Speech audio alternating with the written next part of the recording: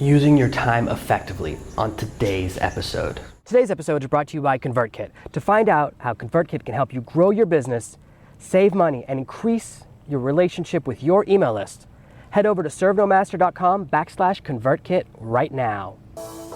Are you tired of dealing with your boss? Do you feel underpaid and underappreciated? If you want to make it online, fire your boss and start living your retirement dreams now, then you've come to the right place.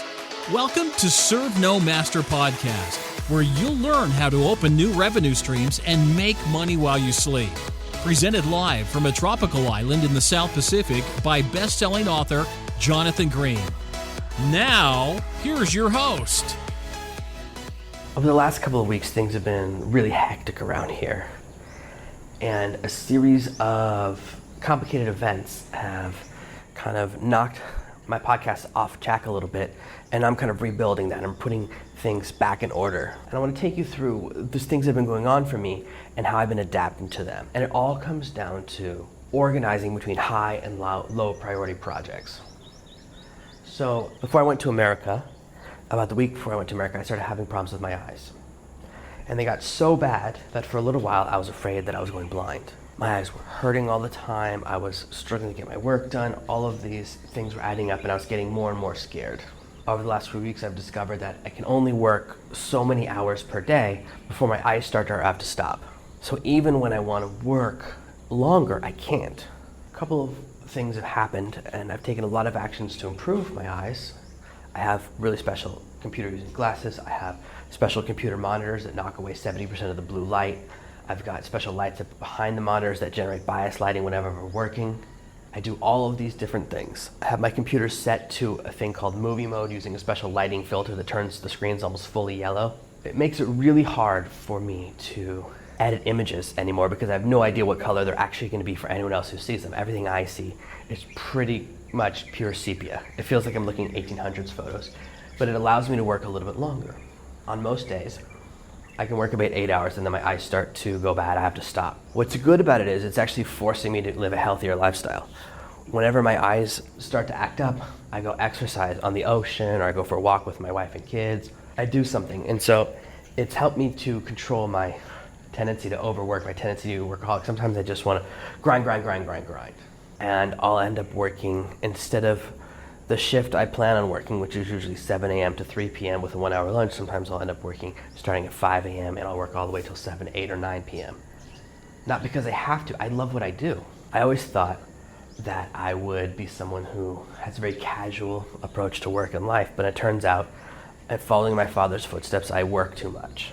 I live on the beach, and I noticed that some days I wouldn't even leave the house. I wouldn't even go outside for 2 or 3 days. But now I leave the house 3 or 4 times a day because of my eyes. So as much as it's like this limiting burden, it's also kind of made my life a little better. So it's a interesting dynamic, right? It's a cloud but a silver lining. I can't work that much because my eyes start hurting, but it forces me to do things that are better with my life anyways. I can't use a lot of leisure time to play video games. At most, if I want to relax and play a video game, I can play for about 30 minutes and then I gotta rest because my eyes get dry. And I've gotten a lot of advice from people about ways to improve my eyes, and I've done everything that I can find so far. From setting up the lighting to how I distance myself from the monitors, all of these different things I'm trying to do. And recently someone told me about a supplement I can take that specifically helps your eyes when they have eye strain, so I might check that out next. I'm looking for every way to do that. But all of these problems with my eyes lead up to, okay, I can work less, which means I need to be even more efficient. On top of that, over the last few weeks, we've had a couple of medical scares with the kids. I flipped a kayak with my wife inside it recently. Me and her flipped it, which meant I had to swim all the way back from the waves to home, which was a great workout. I wasn't really worried because I know how to really take care of her. I'm really good with my kayak, but I know she was worried for a little while and she was pretty scared. So I'm glad that everything was okay. We do all of these things together. And then the day after that, even after all these things, right? She decides that she thinks she's pregnant, which I think is crazy because she's been on an antibiotic for a week. We went to the doctor before she started taking the medicine. The doctor goes, okay, you're definitely not pregnant. You can take the antibiotic, it's no problem. She finishes taking the antibiotic this week, and like a day or two later, she goes, I just took a pregnancy test, it looks positive. Now, where we live, the pregnancy tests are really cheap. We can't get access to the fancy ones you have in America. The ones we have here cost less than $1. I was like, this costs less than a condom around here. Shouldn't the pregnancy test, which is like a little fancier, cost more than a condom, but it costs less where we live. And I looked at it and it's You can't really tell. There's like the two lines. One line is really dark, and then the other line is like halfway in the middle. So she goes to her doctor. I'm like, doctor, how can I be pregnant when you just told me last week I wasn't? And the doctor, she comes home and tells me what the doctor said. And the doctor says to her, hey, you're pregnant. You need to start taking your prenatal vitamins. It's time to get ready. You're going to have a baby. You've been pregnant for 4 weeks. And I said to my wife, are you sure? I said, why didn't she know that a week ago if you've been pregnant for a month? And she goes, well, she said to me, oh, I checked everything out and you're pregnant 50-50. And I said, wait a minute. In the first version of the story, you didn't mention this 50-50 part. She goes, yeah, the doctor said 50%. She goes, what does that mean? And I said, it means maybe. It means you're just as likely pregnant as not pregnant. I can point to any woman on earth and go, oh, 50-50, she's pregnant. Like, it's just a guess. The odds are pretty good that anyone who doesn't look pregnant is 50-50 pregnant, right? So now we're dealing with that surprise. What do you do when your doctor, after a full exam, checking everything, goes, 50% chance you're pregnant? Do we start taking prenatal vitamins? Do we start doing these other things? We're definitely not using the same doctor that we used for my son. We definitely want to have our child in a better hospital, which means we either have to fly to the city where the hospital is. And if we fly and me and my wife go, me and my wife and my son can travel quite easily because my son is young enough that he flies for free. But if we leave our daughter behind, she'll feel left behind. And when we start to bring her, the cost goes up so much, it's actually cheaper for us to take a boat. We can take a boat where you get a cabin for all 4 of us for about the same price as the 3 of us would go. So the upgrade, we have to decide about that. And it's not so bad. It's like an 8-hour boat ride and you're in a cabin, it's at night. But what's weird is we go to the other island, we get to the island at 7 a.m. 12 hours later at 7 p.m. is when the boat leaves and it arrives at 3 a.m. in the other city. So it's like the worst times for booking hotels and figuring things out. So it's a little bit of a complex decision of traveling back and forth and figuring out what we're gonna do. The good thing is, if we take the boat and we wanna buy something, we can bring stuff back with us. It's not a hassle. You can bring lots of stuff on the boat. My friend does it all the time. That's why he prefers the boat. So all of these things are going on in my life. I'm sharing these things with you to kind of explain why things have been disjointed. And while all of this has been happening because of my eyes, I haven't been doing as many podcast episodes as I should. Because on top of everything else, my son has started waking up at 5 a.m. He used to wake up at 6. I would get up at 5, record 2 podcast episodes before he wakes up, and now he wakes up when I do. This morning I woke up at 5:05 a.m. I wake up right at 5. I don't use an alarm. I don't know why, but I always wake up right around 5. Fortunately, something happened in the night, I guess, and my wife and the kids went and slept in the other room where the air conditioner works a little better. Our air conditioner's also been acting weird, so it's a little bit hot. All these things are going on. I'm not sharing these things with you to show, oh, my life is so traumatic. I'm more explaining how a bunch of things in my life have put a new pressure on the amount of time I have available. And so I've been load balancing, which is where I'm determining what is the most valuable things to do. And the way I work and the way I've taught you to work in a lot of the different projects is a balance between short and long-term projects. So a short-term project, for example, is a project that I'm working on right now. I got hired for a cool research project. I've been working and doing copywriting for some guys in the medical field. And I wrote them a sales letter before. It took me about 2 months to do it. And they paid me a lot of money. It was awesome. They paid me half up front, half on delivery. This time, they're paying me less money. And all I do is the research. I find all the medical research and proof for each part of a sales letter. It's about 10% the work, and I'll be done probably by Monday. I'll be in the next couple of days. So it's like a week's worth of work as opposed to 8 weeks worth of work. It's a really great project, and what's cool is that it's so short. I get that first payment and the second payment almost the same week. I really like that. That's a short-term project, and it pays very, very well because I'm very, very good at this type of research. That's why they approached me to do it. It doesn't take a huge amount of bandwidth. I'm not working on 8 hours a day either, but I do a really, really good job because I'm very efficient at this type of work. I know exactly what they need. That's a short-term project because you get paid fast. Now, short-term projects pay less money than long-term projects. A long-term project would be where I did the exact same amount of work, but instead of getting paid a flat fee, I go, hey, just give me a percentage of the profits. Now, the danger about that type of work is that sometimes people accept that and make that agreement and then they don't pay you. That's just life. I have several of those things out there right now, and sometimes they pay me and sometimes they don't. I have someone who was supposed to pay me a percentage of growth. I doubled their website profit, and I'm still waiting for them to start paying me. Now, they went through a couple of medical emergencies of their own, and then they're like, oh, let's meet in person. Let's have a meeting. I think I have a meeting later this week with them to kind of finalize stuff and start the money again. But these things happen. That's the risk. The long-term payouts, the slow pays, those things can take a long time to pay, and sometimes they don't pay off that well. But sometimes they really do. I've also worked on a project where I wrote a book for someone, one of the first projects I worked on, and they said, oh, we'll give you 10%, whatever, this is your percentage, and we'll do it, yada, yada. I didn't make $1 from that project for more than a year. But then since then, I've made a lot of money. I still make $30 to $100 a week from that. Every single week, it pays off. It's just a little bit, but if you add it up, it's way more than I would have charged just to write the book flat fee. At the time, I probably would have done it for $1,000. Since then, I've made almost 100 times that. So we have to look at these different things. And again, we have projects that we're excited about the most. I tend to get really excited about long-term projects and less excited about short-term projects. We need to look for that balance. What you don't want to do is only work on one or only work on the other. If you're only working on short-term projects to pay your bills, you're constantly chasing that. You'll never get ahead. So let's say you can generate every month $5,000 in short-term projects, but that's what you need to keep your business running. That's what you need to keep your family fed and your house taken care of. Then you'll never be able to actually get ahead because you won't have money coming in from somewhere else. But let's say you add in just one long-term project. You finish a long-term project and it makes you $100 a month. So now, every month you're making $50, $100, but you only need $5,000 to do it. So you're getting $100 ahead every month. When you add in your second project, you get $200 a month. That gives you enough breathing room to do a bigger project that brings another $500 a month. So in 6 months, you're generating $6,000 a month, even though you only need $5,000 to keep your family going. And this is where you start to actually notice you have a little breathing room.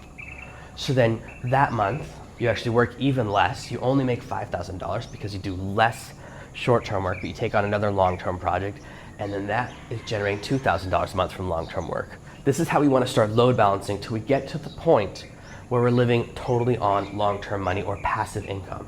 An example of a long-term project for me, another example is the book 20K a Day. I just recently sent out edit and early review copies to a bunch of people. That book is now in the final movement. It's going to go to the editor in a week or two, and then I'll release it. I'm excited about that. I'm excited to get it out into the world, but that's a long-term project. I actually started working on it in October. So more than 6 months to release the book because a couple of things happened. I dictated the entire book, which led to a bunch of editing problems. Now, I have to figure out some changes in my business because dictating a book, what's really good about that is that it doesn't hurt my eyes. So I'm going to have to do more and more and more dictating, actually. I'm learning to overcome this particular challenge because it's a medical problem for me. So as we have these limitations, we have to constantly look for, I have these unique medical problems that I have to learn to adapt and overcome. And the way to do that, looking at this, is that the next book I write, the next thing I do, I'll have to work with a transcriptionist. I may have to hire a full-time person to transcribe stuff I work on, which is fine, but that means an additional long-term cost. So I have to generate enough revenue to cover that cost of that person, whatever that full-time salary is, but it's something I'll have to do if my eyes don't get better, so I can keep writing books as fast as I do. So all of these different things mean I have to constantly load balance, and it's deciding, hey, do I upload a podcast episode today? For me, recording a podcast episode is quite easy. The rest of it takes a little bit of time. Once I get it back processed, I still have to write and create the podcast episode around that, and that takes me about 30 minutes.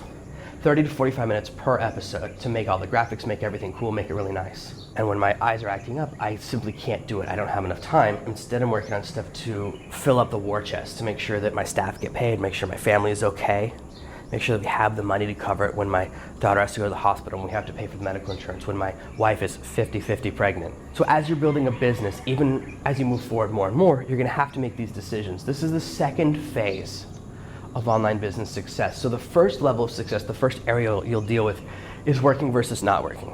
You'll sit down, you're at home, and you go, oh, I could work for 2 hours on my project, or I could watch a movie, or I could spend some time with my wife, spend some time with my husband, spend some time with my kids. I could go out to the bar and have some fun.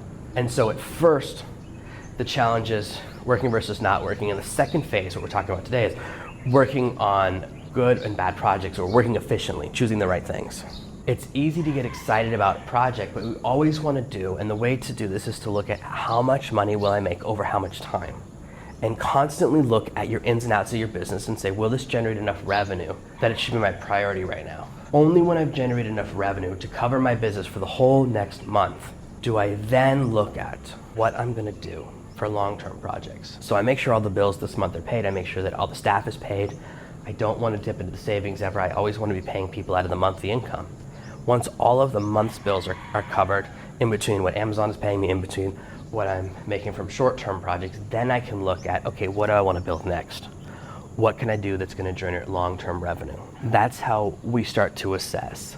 Now, I have some friends that I've been working with that are really experts in time management. And of course, I can never find the time to go through their courses or to master their software. I wish that I could. but we always have this balancing.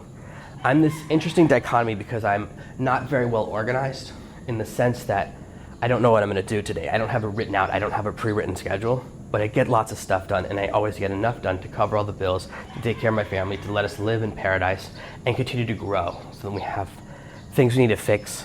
We have surprise bills. We always have enough money for that. And this is really just real life, isn't it? This is just what it's like to run a family. This is just what it's like to be the breadwinner, be responsible for things, and to move your family in a new direction. To go from working at a job you hate to building a job you love. All of these things are about making the right decisions. Most of the people I talk to, most of the coaching clients I work with, their problem is not free time. Their problem is not that they're hard workers. Their problem is not intelligence. It's usually choosing the right thing to invest their time on. Choosing the right way to invest your time can be challenging. And what I recommend doing is start objectively. Look at stuff and go, okay, I need to do this, and I need to do this, and I need to do this before you start working for the day. Every day I sit down and go, what do I want to work on today? What's the priority?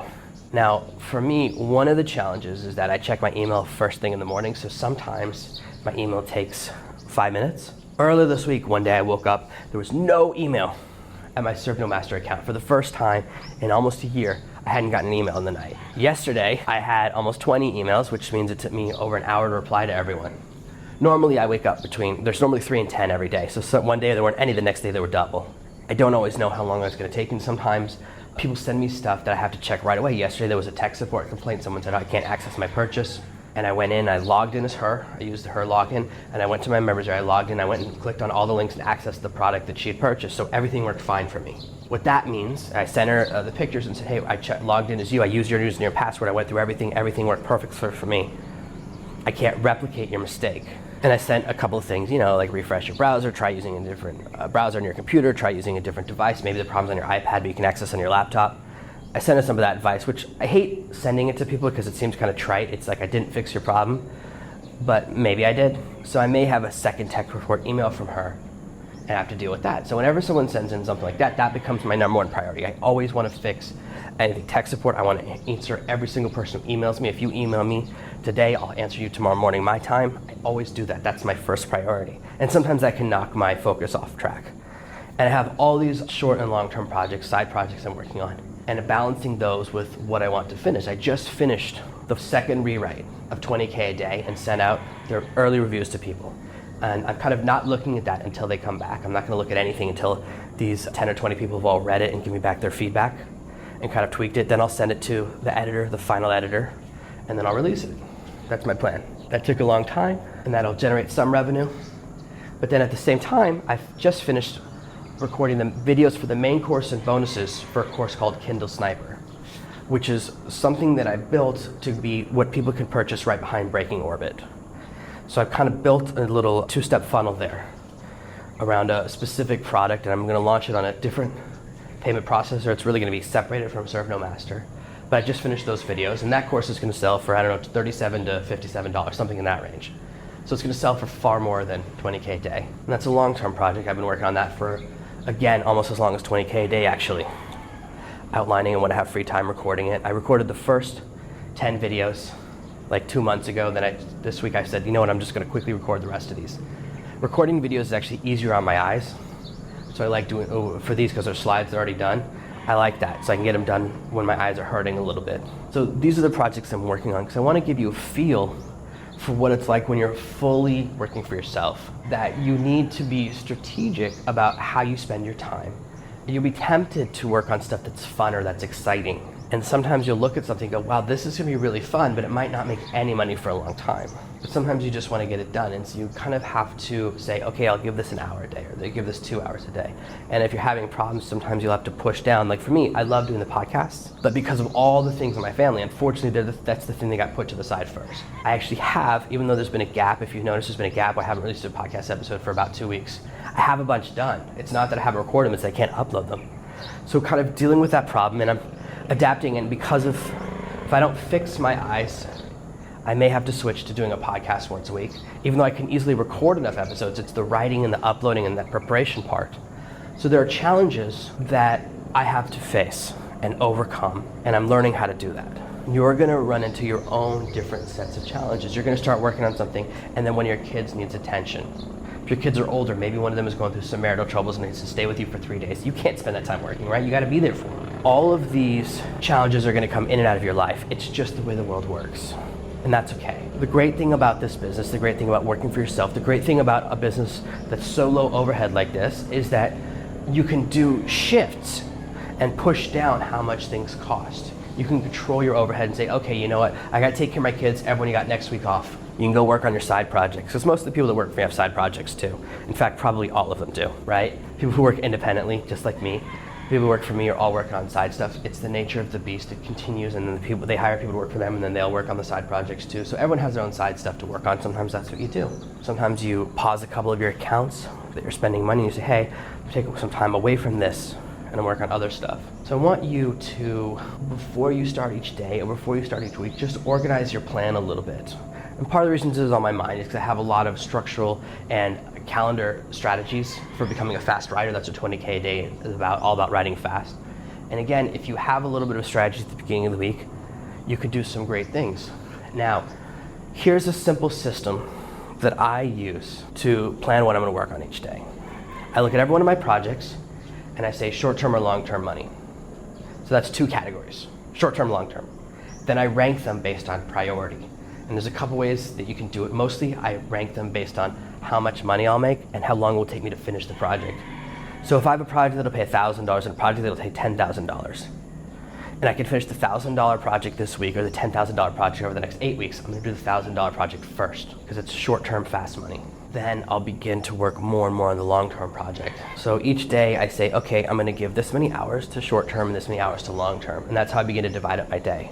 It's a more basic strategy. It's kind of similar to, if you've ever seen one of those movies about card counting. I think the movie's called 21 or whatever, and they say, winner, winner, chicken dinner. I'm not a blackjack guy at all, that's all I know about it. But basic card counting is you basically assign a value of 1, 0, or -1 to a group of cards, and you're counting up and down or something.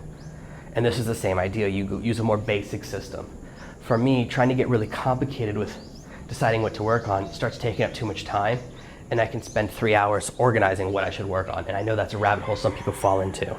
They spend more time organizing than they do working. And so organizing and prioritizing stuff all the time is how you can start to build your rhythm. You can start to get good at it in the way that I don't seem organized, because how can I explain, oh, I look at everything and I give it a +1 or a +2 value, and I divide stuff into 2 categories, short-term and long-term money, and then I just kind of work my way through it. It sounds like I don't have a strategy because it's so simple. I have a bunch of friends who are masters of time management.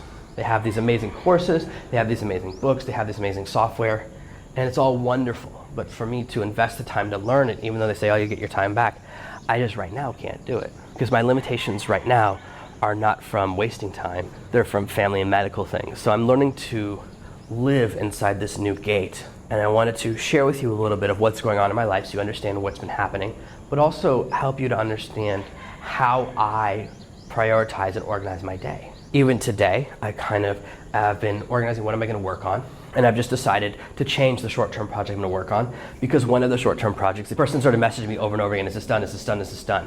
And I realized, you know what, I can finish it today, and then I can say to the person, yeah, it's done, it's ready to go.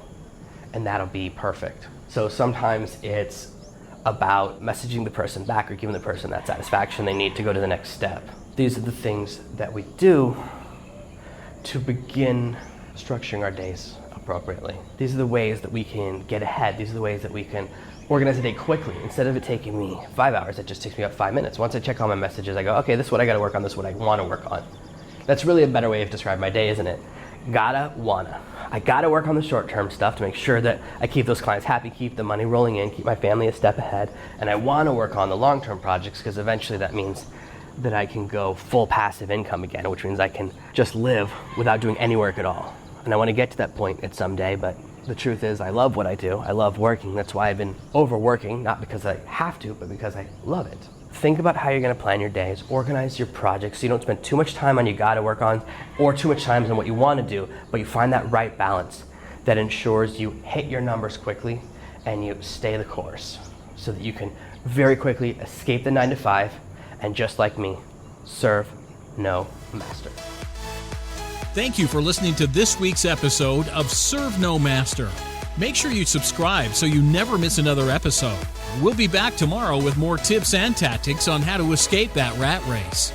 Head over to servenomaster.com/podcasts now for your chance to win a free copy of Jonathan's bestseller, Serve No Master.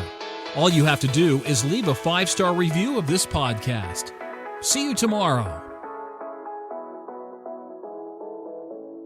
You've just listened to another amazing episode of the Serve No Master podcast. Make sure to subscribe, and we'll be back tomorrow with another amazing episode.